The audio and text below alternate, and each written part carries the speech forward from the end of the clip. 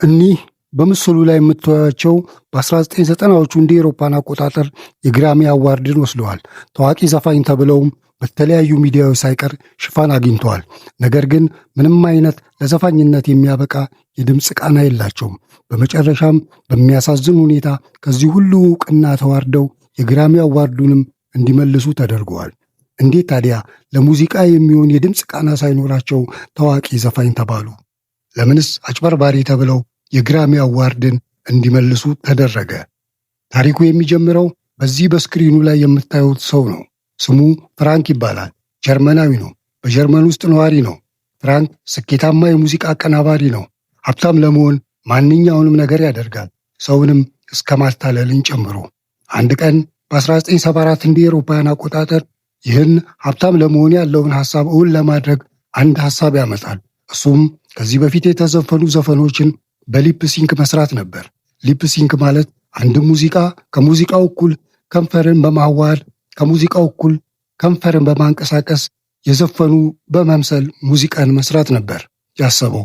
ወጪ ለመቆጠብም የዘፋኝነት የሚሆን የድምፅ ቃና የሌላቸውን ሰዎችን መጠቀም ነበር። ለዚህም በ1960ዎቹ እንደ አውሮፓውያን አቆጣጠር በጀርመን ውስጥ በቡድን ስማቸው ቦኒ ኤም በመባል የሚታወቁ ዘፋኞች የሰሩትን አልበም በሊፕ ሲንክ ወይም ደግሞ ከዘፈኑ እኩል ከንፈርን በማንቀሳቀስ የዘፈኑ ማስመሰልን ለመስራት ወሰነ። ይህ ዘፈን በ1960ዎቹ መጠነኛ ዕውቅና አግኝቶ የነበረ ዘፈን ነበር። እናም ፍራንክ ያደረገው ምንድን ነው? በመጀመሪያ በአካባቢው የሚኖሩ ዕውቅና የሌላቸው ወይም ደግሞ አማተር ዘፋኞችን ፈልጎ ካገኘ በኋላ በቡድን ሆነው የቦኒ ኤም አልበምን እንዲዘፍኑ አድርጎ ድምፃቸውን ሪከርድ አድርጎ ያስቀምጣል። በመቀጠል ይህን ሪከርድ ያደረገውን ዘፈን በሊፕ ሲንክ ወይም ከንፈራቸውን ከሙዚቃው እኩል በማንቀሳቀስ እንደዘፈኑ አክት የሚያደርጉለትን ማፈላለግ ጀመረ። ቦብና ፋብ የተባሉ በአካባቢያቸው ዳንስ የሚችሉ ሁለት ወጣቶችን አገኘ። ቦብና ፋብ ምንም አይነት ለሙዚቃ የሚሆን የድምፅ ቃና የላቸውም። ፍራንክ ታዋቂው የሙዚቃ አቀናባሪ ለቦብና ፋብ ሀብታም ታዋቂ እንደሚያደርጋቸው ነግሮ የሚሰሩትም ከዚህ በፊት ተቀርጾ የተቀመጠ ዘፈንን ከንፈራቸውን ከሙዚቃው እኩል በማንቀሳቀስ እነሱ እንደዘፈኑ አስመስለው አክት በማድረግ መስራት እንደሆነ ይነግራቸዋል። ቦብና ፋብም ይስማማሉ። የሙዚቃ የቡድን ስማቸውንም ሚሊ ቫኒሊ ብለው ይሰይሙና ወደ ስራው ይገባሉ። ዘፈኑን በሚገባ ተለማምደው እንደጨረሱ በፍራንክ ስቱዲዮ ዘፈኑ ተቀናብሮ ይወጣል። ኦል ኦር ነቲንግ በሚል የአልበም ስም በ1988 እንደ አውሮፓውያን አቆጣጠር በአውሮፓ ውስጥ ተለቀቀ። በአጭር ጊዜ ውስጥ አልበሙ ዝናን በማግኘት በብዙ ሀገሮች ቶፕ 40 ወይም ምርጥ 40 ዘፈኖች ውስጥ ይገባል። በዛው በጀርመን ከዚህ አልበም ዘፈን ውስጥ ገርል ዩ ናው ኢት ኢዝ ትሩ የሚለው ደግሞ ቁጥር 1 ዘፈን ይሆናል። ቦብ እና ፋብ በመባል የሙዚቃ ባለቤትነት ስም በዩኤስኤ ተመዘገበ። ከትንሽ ጊዜ በኋላ በጠቅላላው ከ10 ሚሊዮን ኮፒ በላይ በመሸጥ በብዙ ሀገራት አንደኛ ደረጃ ሰንጠረዥ ውስጥ ገባ። በድንገት ቦብና ፋብ እጅግ ዝነኛ ሆኑ። ከብዙ ጋዜጦች የፊት ገጽ ላይ ሽፋንን አገኙ። የሙዚቃ ቪዲዮም በኤምቲቪ ሳይቀር መታየት ቻለ። ግን እነሱ እየዘፈኑ እንዳልሆነ ማንም ያወቀ የለም። ለማንምም አልተናገሩም። ይሁንና አንድ ቀን ከአንድ ቴሌቪዥን ጣቢያ ጋር ቃለ መጠይቅ ሲያደርጉ ህዝቡ አንዳንድ ነገሮችን መገንዘብ ጀመሩ። እንዴትስ የድምፃቸው አክሰንት ከባድ ወይም ወፍራም ሆኖ እንዲህ መስፈን ቻሉ? ሌላው ደግሞ ቦብ ጀርመናዊ ነው፣ ፋብ ደግሞ ፈረንሳዊ፣ የጠራ እንግሊዝኛ ችሎታም የላቸውም በማለት በብዙሃኑ መነጋገሪያ ሆኑ። እንደምታዩት ትክክለኛ ድምፃቸው ይሄን ነበር የሚመስለው።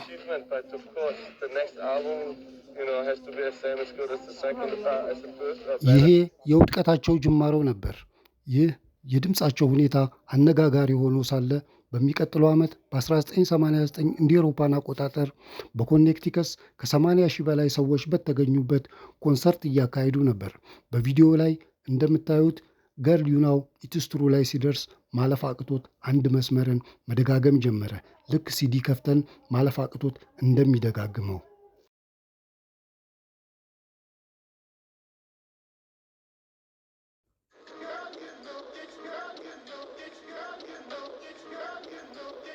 ቦብ እና ፋብን ደንግጠው ከመድረኩ ጀርባ ሲሮጡ ታየ። የዚህ ነገር መከሰት ምንም ተጽዕኖ አያመጣም ይሆናል። ምክንያቱም ዘፋኞች አንድን ዘፈን መደጋገም ይችላሉ። ከስቴጅ ጀርባ መግባትም መውጣትም ይችላሉ። ችግሩ ምንድን ነው? በአሁኑ ሰዓት የሶሻል ሚዲያ ፕላትፎርም የሌለበት የለም። ይህም ድርጊታቸው ቫይራል ሆኖ መታየት ጀመረ።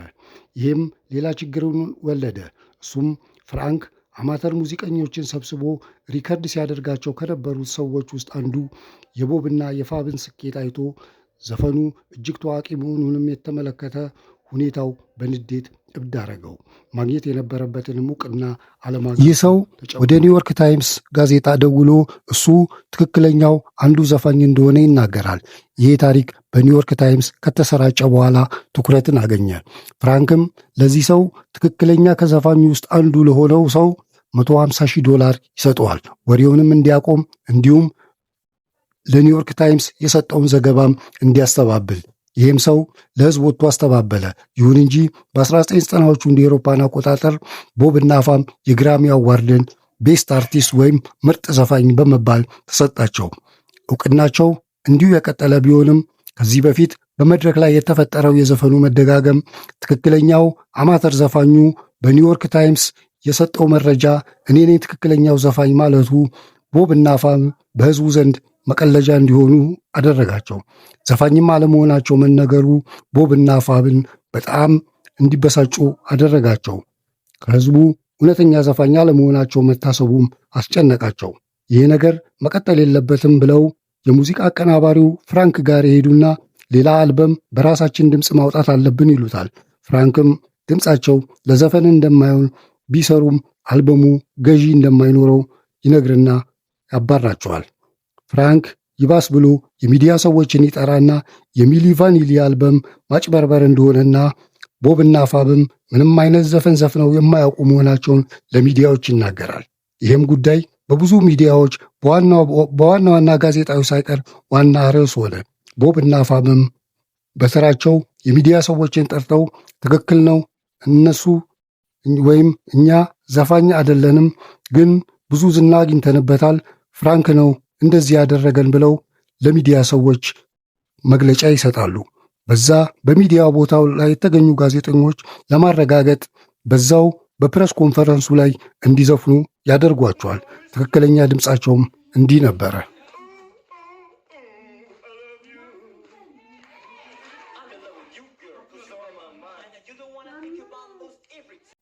ከትንሽ ጊዜ በኋላ የሙዚቃ ባለቤትነታቸው ይነጠቃል። አንዳንድ ሰዎችም እስካሁን ያገኙትን ሀብት እንዲሁም ለኮንሰርት ህዝቡ ገዝቶ የነበረውን የትኬት ብር እንዲመልሱ መጠየቅ ጀመረ። እንዲሁም ለመክሰስ እንቅስቃሴ ተጀመረ። በመጨረሻም የግራሚ አዋርድ አካዳሚ የወሰዱትን ሽልማት እንዲመልሱ አደረጋቸው። ይህም በታሪክ ለመጀመሪያ ጊዜ ነው የግራሚ አዋርድን ወስደው እንዲመልሱ ሲደረግ።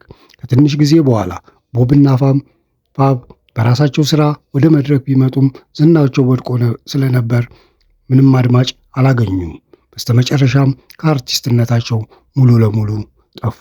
ከ8 ዓመት በኋላ በ1998 እንደ አውሮፓውያን አቆጣጠር ቦብ በድንገት ከመጠን በላይ በሆነ አልኮልና መድኃኒት ወስዶ ሞቶ ተገኘ። ፋብ ግን ያለበት ሁኔታ አሁንም ድረስ አይታወቅም።